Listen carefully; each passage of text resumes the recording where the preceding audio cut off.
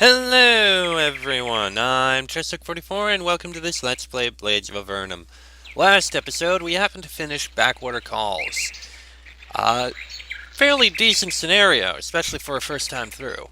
Now, we got one scenario left by this guy Smoo, so let's go take care of it. Magus of Catalan.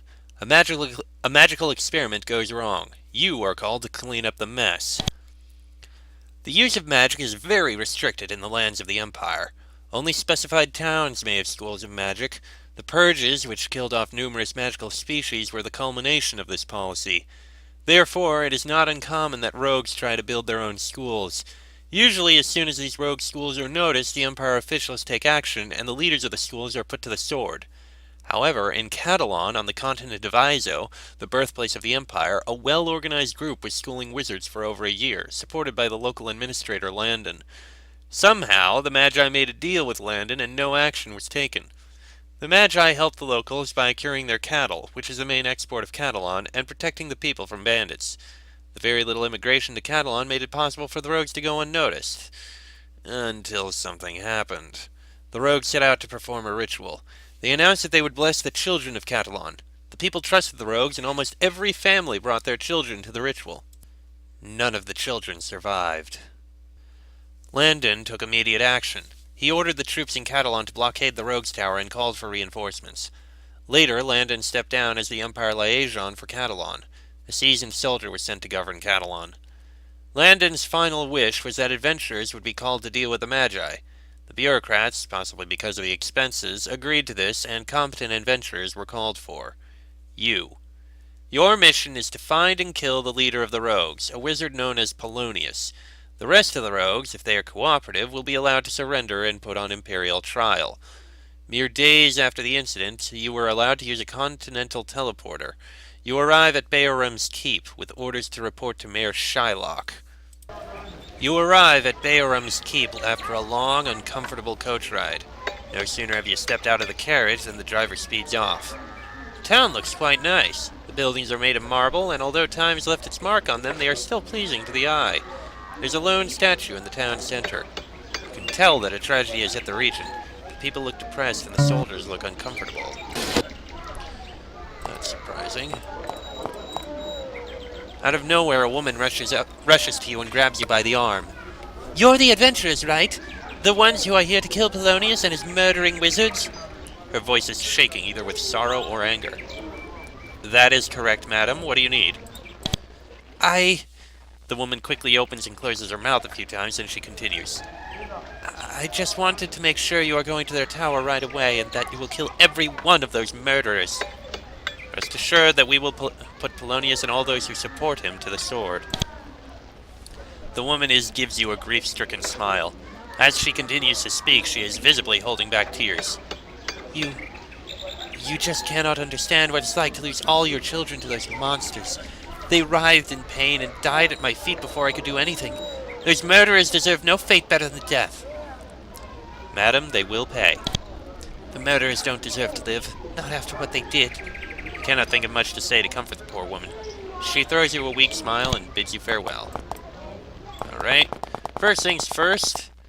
Round about the outside, round the outside, round the outside. I don't know what that's from, but I know it's a reference to something. Some song, I have no idea what. I'm just using it because it happens to be a reference, and I don't know. I'm just talking now to fill up the time before I get back here.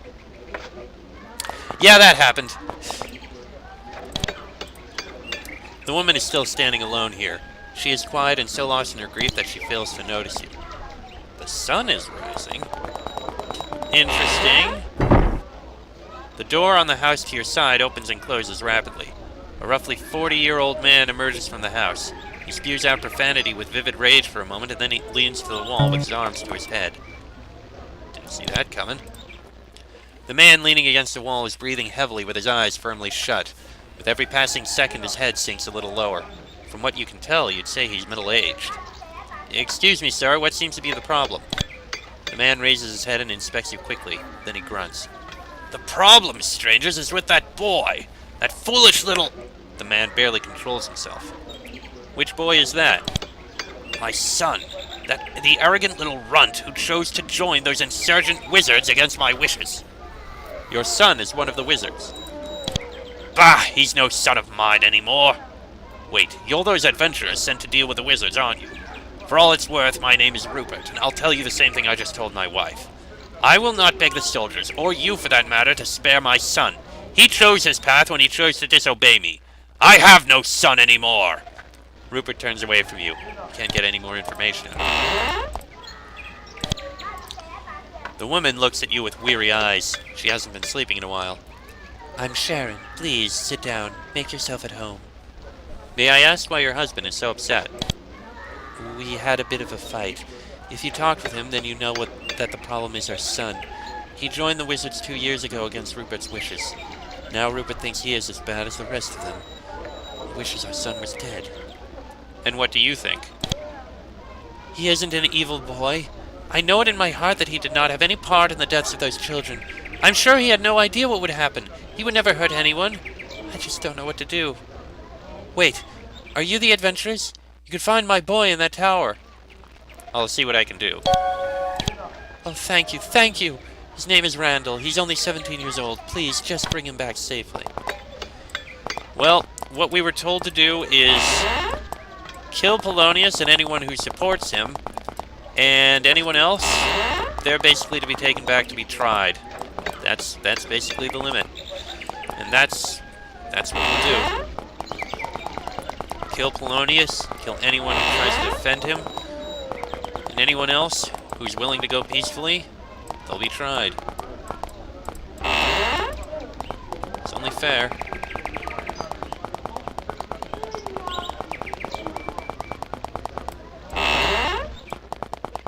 Just doing my outside explorations first, as I do.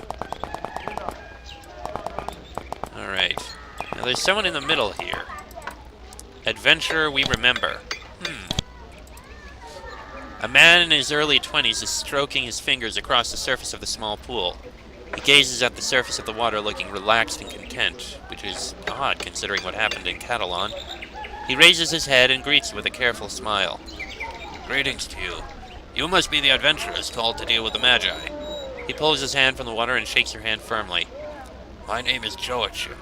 If you have any questions about Beohram's keep or Catalan in general, you should talk to me. Tell me about yourself, Joachim. Yeah, I'll use Joachim. Me? Well, there isn't much to tell, really. I'm just a man who's been blessed with wealth, meaning I don't have to work. I spend most of my time here with the statue. It's very tranquil here. My father is a wealthy man. He owns over half the cattle in Catalan. What can you tell me about that statue? That, my friends, is a tribute to the memory of the adventurer who helped us a long time ago. The story goes way back when the Empire was just tightening its grip on these lands. The adventurer, he, or she for all we know, helped defeat the giant tribe in Catalan. The story is quite long, but I'd be happy to tell it to you if you have the time. Please tell me the story. Joachim flashes a bright smile. With pleasure. Now, the story is a bit vague because the records that contained all the information about the adventurer burned centuries ago. Back then, no one cared much about the past, so the ones who knew the story didn't bother to write it down. Shame, really. But anyways, a little background first. Before the Empire ruled, the humans of Catalan were ruled by Nephilim. They were cruel masters who used the humans as slaves. We were no more than property. There was also a powerful but reclusive tribe of giants inhabiting the area. The Empire troops put a stop to the Nephilim reign, but they were unable to dispose of the giants. That's when the adventurer came in. Why was the Empire unable to defeat the giants? Well, there were more important military operations taking place. Catalan wasn't all that important, so we didn't have that many troops. Also, the Nephilim had been somewhat successful in taking out Empire soldiers. Can you tell me anything about the giants? No, not much, I'm afraid. They were giants, quite well organized, I suppose. They had at least 3 settlements, but that's about all I know. Did the Nephil reign leave any prejudice against Nephilim? Oh, we're not any more prejudiced than your average Empire citizen. Today, no one hates the Nephilim anymore because of what happened to our ancestors. Well, go on. No one knows from where the adventurer came from. Some even say he just fell out of the sky, but most likely he just wandered here with the rest of the citizens of the Empire, including my ancestors. The adventurer helped the undermanned soldiers of Catalan. He most likely had something to do with the fall of the last Nephilim fort, and there are many rumors going around of his brave deeds, even within my family. The adventurer most likely joined the army and was recruited as a scout.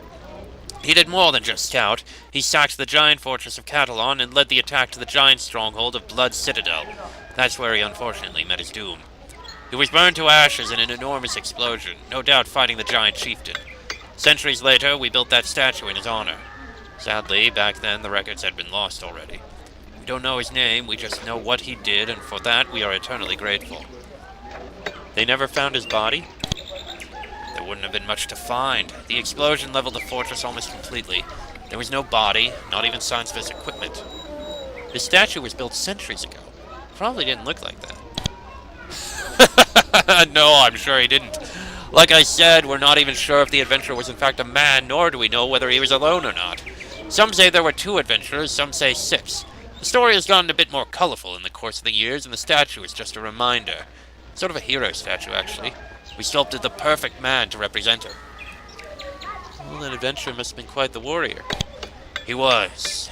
He was. You know, because of him, we've always respected and admired adventurers.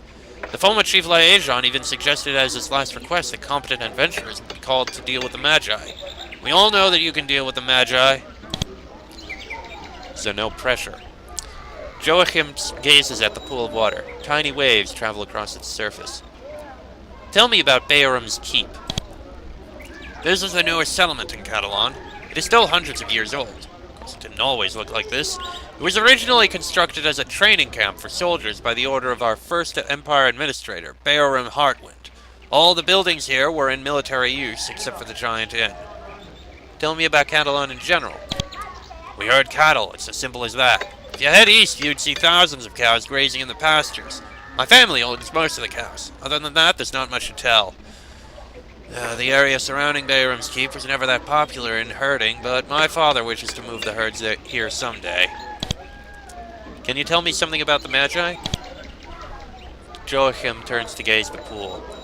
It's a tragedy, isn't it? They'd mostly kept to themselves, studying and whatnot, but occasionally they'd come to do something to the grain or to the cattle, and everyone would be so damn impressed. Even my father said that they were useful to have around, and that the Empire was being overly cautious with the spread of magic. You seem awfully cheerful. Well, more cheerful than most of the people here, and isn't the reason obvious? I didn't have any children. My father didn't even let my younger sisters to visit the Magi. Pretty much the only children alive here now.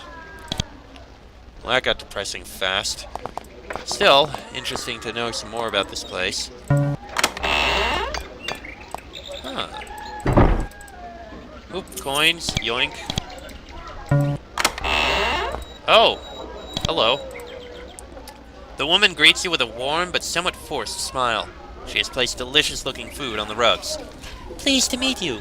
I'm Natalie, and this is my shop. This is your shop? Why, yes, it is. As you can see, I sell food, and I can assure you it is 100% Catalonian. May I interest you in any? Oh, let's... why do you have your shop here? There isn't even a sign outside. Natalie seems confused. There isn't, but... Oh, those damn... Natalie's voice trails off. When you entered her shop, she was doing her best to act cheery. Now, however, she is looking sad and depressed. The children, they used to steal my sign all the time. I didn't notice. They must have taken the sign right before the accident. It's been a while, but I haven't noticed it was gone. The woman seems to be lost in thought. Do you know anything about the Magi? No, not really. I wasn't involved with them, nor did I lose any children in their experiments. The way I hear, though, is that they've managed to create something extraordinary in their tower. I don't know what it might be. It's just a rumor. Well, we can get some food. Do we really have any? We have a couple mushrooms and bread. Sure, I guess we have some. That's all for now, thanks. Nothing in there. Ah, a couple more people. A middle-aged man greets you from behind the counter. He puts down a suit of leather armor he's working on as you come to talk to him. Welcome to my shop. My name is Thomas. What do you sell here, my good man? Armor and weapons. Anything to keep travelers safe from bandits on the roads. Naturally, there aren't that many bandits around, so I don't make that many sales. I was even thinking of shutting down the shop. Then Teresa came and wanted to open a shop of her own. We pay the rent for the building together. She sells missiles if you're in need of them. Can you tell me anything about the Magi? I'll tell you this. Kill them all. They killed my children in that stupid ritual of theirs. I think they killed the children on purpose. I mean, how can Magi be so careless? Kill them all. Spare no one. Okay, let's see what you got. Weapons, armor, lockpicks. Well, we got plenty, so we're good there. 1 to 4 plus 4, that's a decent steel helmet, which is actually better than the gear we have.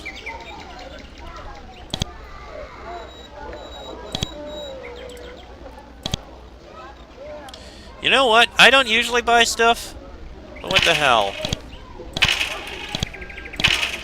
We have a lot of coin anyway, so... I mean, it's not worth it to sell it, so... I mean, that one might be worth it to sell. You see a fairly young woman behind the counter. She acknowledges your presence with a brief nod. Arrows and bolts are placed on the counter. What kind of shop is this? This is a joint shop between me and Thomas there. I sell missiles and such, and Thomas is the man to go if you want to buy armor and weaponry, or if you want to sell something. Oh, and my name is Teresa. What can you tell me about the Magi? So you're the adventurers. All I know is where to find them. Head north. You know, I only recently arrived in Catalan, so I didn't lose anyone close to me. It still affected me. Thomas lost his children. I came from a small town south of here.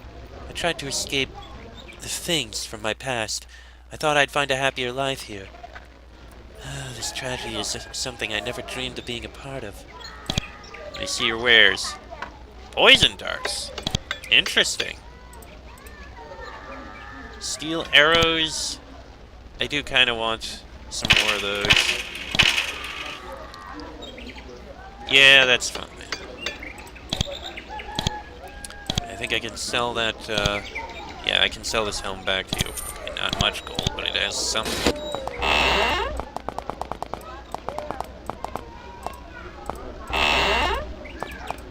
Nothing in here. Some coins. Yoink. The Temple of Eternal Tranquil. Ah, there he is. The priest attending this shrine is a middle-aged woman in white robes. A faint, quite pleasant smell of incense reaches her nostrils. The priest greets you with a bow. Greetings, adventurers. Welcome to the House of Eternal Tranquil. Are you a healer? My faith is capable of restoring both the body and the mind. Naturally, I must request a small donation to the church before I can heal you. Are you in need of healing? 250 gold! Jeez. Why do these healers in these towns always charge such ridiculously exorbitant sums? All you need to do is run outside and either wait a while or rest. I still don't get the point of putting these healers in here, aside from removing a dread curse. That's the only purpose I've seen for these. We don't need it. Thank you, but no thanks. What are the fundamental beliefs of your religion? We believe that there is a state of calmness that a mind can achieve through meditation and prayers. If a person is successful in achieving this eternal tranquility, then he or she would be free of the strains of this world. We of the Church of Eternal Tranquil wish to assist people in reaching this ultimate goal through chanting and proper meditation. Okay, not bad. What do you know about the Magi? A group of unfortunate and sad people. Their minds were far from eternal tranquil on that faithful day when they set out to bless the children.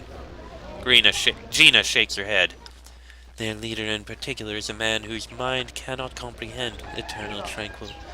It pains me to see a mind like his, and to see what it has done to the minds of Catalan. Much sorrow has come our way, and much anger. These feelings will lead us astray on the way to eternal tranquil, then. Have you had any luck achieving eternal tranquil, then? Sister Gina smiles. No, my mind is far too attached to this world to fully understand eternal tranquil. Too many emotions tie me to this world of pain, joy, and love. Even my research is holding me back. I do not believe I will achieve eternal tranquility in many years. What kind of research are you doing? Oh, to be fair, it's not really genuine research, it's more of a hobby. I study plants and herbs. You might say that I'm in the wrong millennium, though. I read from an age-old book that the ancient swamps of Gerbald used to have some exotic herbs. They're all lost today, however. A pity. Right, what's in here? You enter the dusty hall of records that is currently acting as a town hall. The new liaison came here to greet you, and nobody has bothered to clean it up. You can hear her scribbling and shuffling papers from the back. Alright. Yeah, it's really not that clean. I feel like I'm getting some lag here for some reason.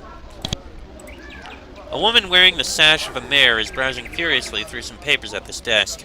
Her hairstyle looks as if it might fall apart at any minute. As you get closer to the table, her hands stop at the table and she takes a deep breath. What is it you want? I'm very busy trying to sort out this mess my predecessor left for me. You are Mayor Shylock. We were ordered to report to you. The mayor inspects you closely from behind her desk, then she points her finger at you. Are you the adventurers, correct? Marvelous. Yes, I am indeed Shylock, Chief Liaison for Catalan. I sincerely hope that you will be able to help me clear out this mess. She waves at the heap of paper at her desk. Tell me about the mission, then. As you know, the former liaison had been allowing a group of rogue magi to build a tower north of here. It all went fine until recently when the magi wanted to bless the children of Catalan. My orders for you are simple. Go directly to the fortifications to the north and report to Commander Tilly. He has some sort of special equipment for you. What kind of special equipment? Shylock groans. Oh, well, the document about that is in here somewhere. If you feel like you really need that information right now, I could try and find it. Please do find it. We're in no hurry. Well, you should be. Okay, then. She begins to shovel the papers at her desk with tremendous speed. Considering the amount of paper, this could take a while. Wait.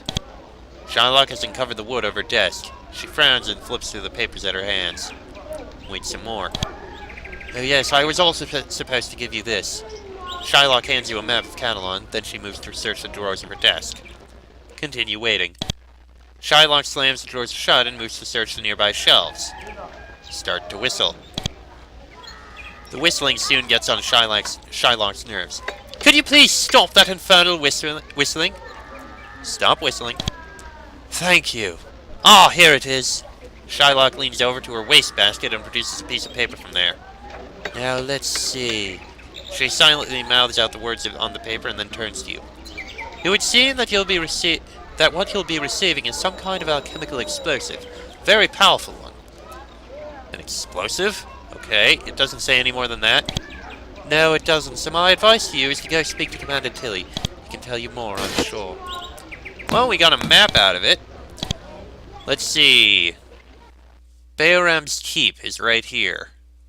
That must be where the tower is. And then we've got everything else over here. Falrango, Gerolstown, Danilo Creek, Fort Prescott, Lorezon, Faro, Tempere. Something tells me just going to the tower, there's going to be more than just that. Alright. We still got some time to move through the rest of the town. The Giant. The small inn is packed with people. However, it is dead quiet. A group of peasantry is sitting in silence at one table. They are slowly emptying their flagons. A soldier from another table throws you a quick look of acknowledgement. Then he returns to his companion. They too are hardly saying a word. The owner of the inn is busy swiping the counter with a dirty rag. Looks as if he's trying his best to stay awake. This villager looks grief-stricken. Nothing you can say would cheer the villager up. The other two at the table look equally depressed. They must have all lost someone. You don't intrude. Okay. You make small talk with the guard. He seems happy to see you, but that doesn't boost his morale that much. He talks about how the rogues killed the children and how that affected the lives of Catalonians. It's a grim subject which you soon exhaust. You say goodbye to the guard, who in return wishes you strength in taking down the rogues. The innkeeper is a fatigued-looking man in his late 30s. His beard is untrimmed, and his eyes reveal that he hasn't had a good night's sleep in a while. He gives you a sluggish nod as you approach him. You must be the adventurers. I'm Cedric, and this is my family inn. You can get ale, some wine, or a room if you're tired from your trip. Can you tell me something about the Magi? Cedric's head slumps down. His eyes are firmly shut. Then he raises his head and wheezes air through his teeth. I lost my 2 younger sons to those arrogant bastards! The innkeeper tries to regain himself. My sons twitched in my pain in my arms when their spell went wrong. How could they have ever been let to practice magic in our lands? Do you know what Polonius did when they noticed what their spell had caused? I can't imagine. He did nothing. He looked like he just flicked a bug from his shoulder, then he nodded to the other wizards, and they left. They left! Cedric slams his fist furiously on the counter. The rest of the patrons have become, if possible, even more quiet. Cedric visibly tries to fight back tears. All I ask from you is that you kill Polonius and you'll make it hurt. Okay, then. I mean, I can understand the pain that everyone's going through. I mean, to the point as far as nobody wants to lose their children. I mean, never lost a kid or a sibling, but still. The barracks are empty. It would seem that Catalan would normally have little use for strong garrisons. There are only 9 bunks. You assume that Beohram's keep is the center of the military in western Catalan. Some coins, but I'm not going to bother taking in this building. Well, not from out there. Boots. Iron bolts. Bolt of cloth and torch. Okay, never mind. I'm not even going to take from in here. And that appears to be everything in the keep. So, I think this episode's gone on long enough then. I guess next episode we'll head out of the keep and start exploring, trying to head north. That's where our goal is, after all. But I doubt it's going to be so easy to get in there. After all, look at all the rest of Catalan. So there's a lot we're going to have to explore. Either way, that'll be in the next episode. So until then, I'm Chester44, that is Fox, Sheik, Bonnie, and Draco. This has been a Blades of Avernum Let's Play, and I shall see you all next time.